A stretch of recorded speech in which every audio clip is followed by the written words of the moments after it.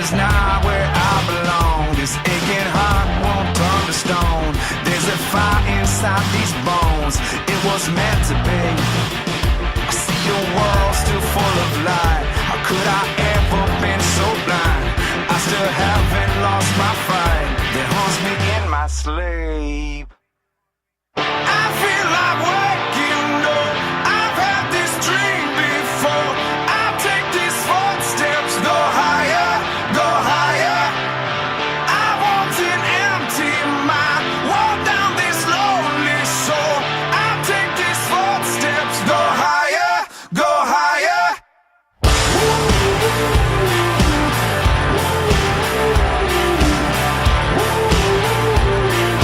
Higher, go higher.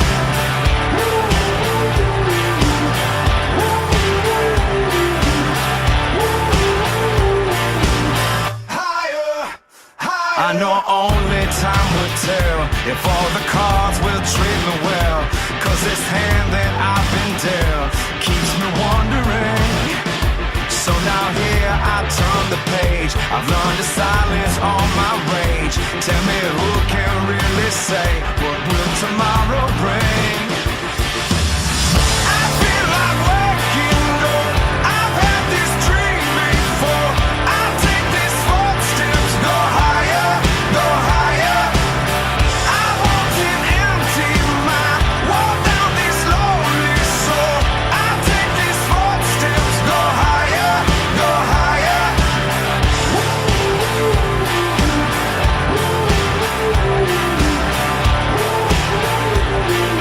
Higher, go higher.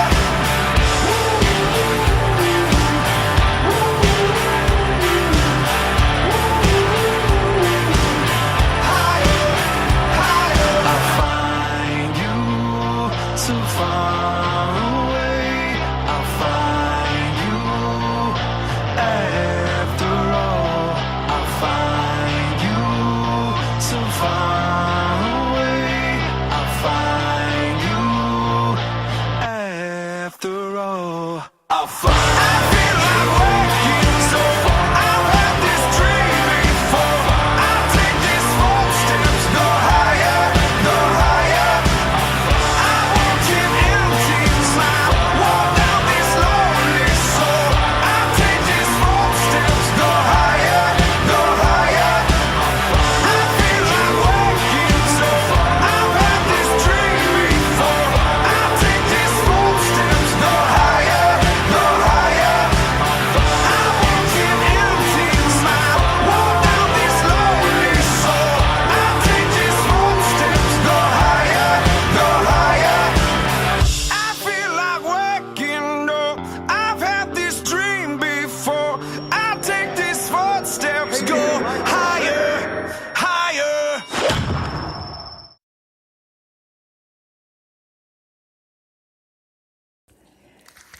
And welcome back to TWD Live with your host, Denise Harris. We're talking about episode 3, Monsters. Or at least you tried to watch it. If you haven't watched it, pretty much from the beginning, or at least halfway through, like starting at season 5 or something, you're not going to know what's going on. So, yeah, it could be confusing. I could understand that. So when we left off, Gregory was let back into Hilltop, I think against Maggie's better judgment, but I think, like I said, that humanity's side is coming out. They're not monsters yet, at least. So, and Jesus comes back with the POWs. Of course, Gregory's the first one to shout about how dangerous it would be to let them in. Seriously, Gregory, come on. Wow. He just irks the living crap out of me. He really does. I want him to die so bad. But apparently not quite yet. But of course, he's the first one to yell about them. But his opinion, of course, means little now. But still, he has a point. Maggie isn't on Jesus' side like he expected. There are families with children on Hilltop that would be put in danger if the Savior stay there. Of course, Jesus suggests putting them in trailers out back under heavy watch. And who's going to do this? That takes forces away. from everything else, if you think about it. And Maggie's response was my own. Jesus, really? We can't let them go and we can't kill them. So it looks like they're staying. God, I think that would be a big mistake. You're going to take people away from the fighting and everything and protection of Hilltop to watch over these scumbags. So what do you think they should do with them? Yeah, waltzing dead. Yeah, they were dancing down the hill earlier, Chris. They were really graceful, too, I might add. They're more graceful than I would be if I fell down a hill. I'll tell you that right now. I'd do myself an injury for sure. So what do you think Vegas should do with these guys? I think, if anything, have Big Jesus watch them. I mean, really. He wants them so bad, let him do it. What do you think, Lori? What do you think they should do with them? Let me know what you think. But it's like, God, obviously Jesus did not think this through because of the fact who's going to watch them, where are they putting them. You're putting everybody else in danger with these people, especially that Jared. Ooh. And elsewhere, another casualty of war falls. Aaron carries Eric away from the fighting to help take care of his bullet wound, and they share an intimate moment as Eric commands his love to go back to the fighting. Eric, wow. Didn't expect much out of him when we first met him, but wow, huh? He got right into the fray there. He really did. It's difficult for him. Aaron does go back. So when he comes back, Eric is already hobbling toward a herd of walkers in the distance to join the dead. And Aaron, played by Ross Marquand, he sells the performance well. Physically caving into himself as an ally carries him back to the others. Wow, that was a moment, wasn't it? I felt so bad for him. Here we thought Eric was going to be not so much important, but wow. That was a great, great moment. Sad, so sad. But yeah, we're going to have casualties in this, unfortunately. You should have seen that scene, Chris. It was epic. These walkers are just, they walk to the edge and they just collapse and roll down this hill. And they get up and start, trying to bite people. It was great. It was, that was an epic scene. It really was. I loved it. It was really good. And Eric, like I said, R.I.P. Eric. We're going to miss you. Rick and Daryl have to fight through the outposts after the Savior's Morales' signal came back. Remember, he said, yeah, they were good. Don't forget, Morales already let them know, and they're coming. So the guns they were looking for aren't there, and Rick carries out Gracie the baby. And Eric volunteers to bring her back to Hilltop. He needs a moment. He needs a good moment, and that's epic right there. Gracie will be saved. What do you think, Lori? What should Maggie do with these saviors? What are they going to do with them? What should they do with them? I know what they should do, but what do you think? What are they going to do with them? What do you think?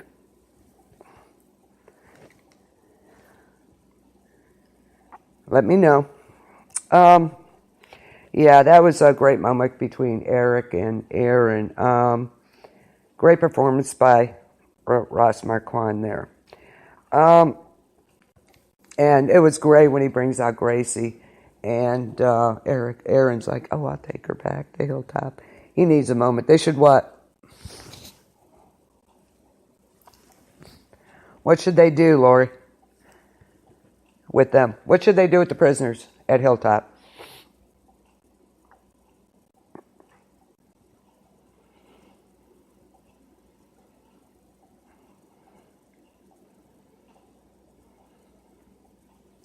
What do you think? Yeah, absolutely. Line them up. Boom, you're done. I totally agree. Because I tell you what, one, all it takes is one. And I don't know. Something's going to, they got to do something. But if, Jesus insists on keeping them, maybe they should make him watch them. That's what I think, my opinion. Okay, after Aaron volunteers to bring Gracie back to Hilltop, Rick has to make a pit stop to talk to those a-holes who told him the guns were at the outpost. Could it be Jadis and her junkyard colony? If so, I'll turn you over to Maggie. Yeah. As they prepare to depart, a few gunshots are fired their way. Rick and Daryl take cover, and they coerce a young boy hiding behind a tree. And Rick's like, "I know there aren't two of you. That tree isn't big enough to hide two of you." He was the same guy being bullied by a savior earlier at the outpost, and they coerce him to come out from behind the trees. Rick gives him his word he won't kill him in exchange for information about the guns. The kid says they were here, but they were moved to Gavin's outpost the day earlier. And Daryl promptly puts a bullet in him. Yay, Daryl. Yeah, you can't let these people live like that. I'm sorry.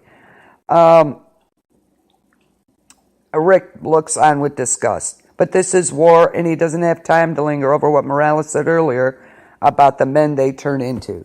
It is on to the next outpost. I think some of these moments like that, he looks on in disgust, or when he sees himself in the mirror, they don't want to turn into people like Negan. They don't, but, they're fighting for survival. And like I said, I think in moments like these and everything with Maggie letting Gregory back in and Jesus has gone out the deep end with that stuff, but, it's still their humanity coming through. So, you kind of get it, because otherwise they become just like Negan, kill for keep people in line. Basically, you don't want them to become like that. Should he have killed the kid after he gave him his word? Well, he's a savior. What are you going to do, right? Jadis, that could have been. Jadis and her cronies there, the trash people, moving the guns, Gavin's to Gavin's outpost. Very well could be, and I think we're going to see them tomorrow. I have to keep remembering it's Saturday. So, yeah, sorry about my voice. Try not to lose it.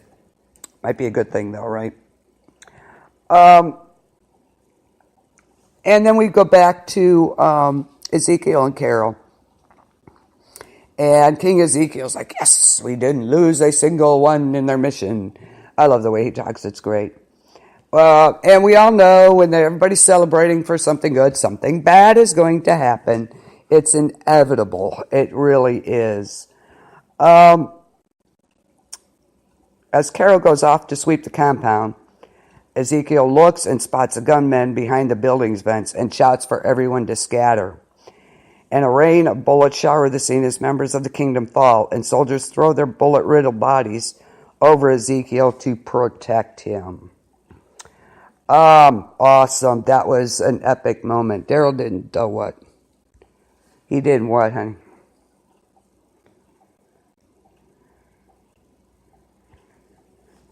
What Daryl didn't do? Oh, he didn't hesitate. No.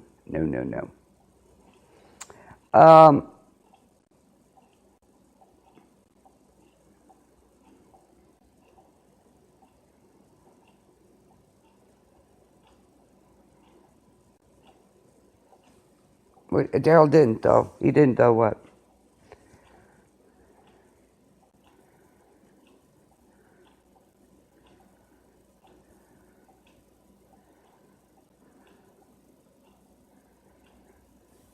Promise not. No, he didn't. Nope, he didn't.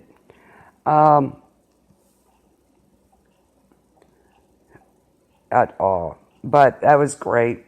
He looks up. Yeah, that building was ominous as it was. He looks up. Take cover and boom, boom, boom, boom. So, that was kind of the end of the episode. It was pretty great.